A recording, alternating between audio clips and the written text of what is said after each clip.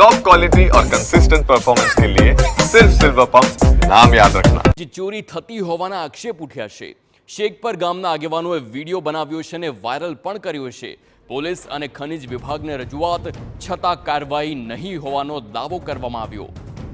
અનેકવાર ફરિયાદ બાદ પણ ખનિજ ચોરી થતી હોવાના આક્ષેપ છે। ખનિજ ચોરી અટકાવવા સ્થાનિકોએ અપીલ કરી છે। ફરી સ્થાનિકોએ વિડીયો વાયરલ કરતા તંત્રની કામગીરી સામે સવાલ ઊભા થયા।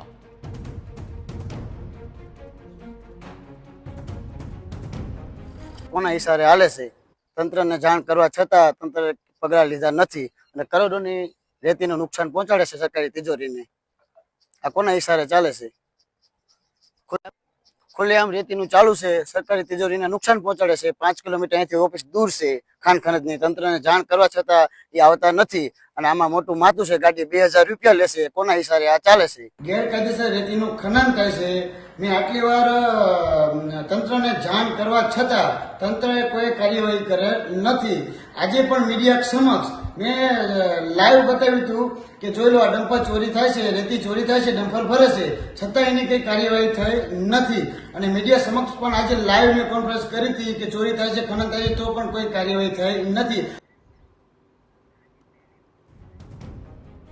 સંવાદદાતા સાજિદ બિલિન ફોન લાઈન પર છે। સાજિદ, શું છે આખી આ ઘટના?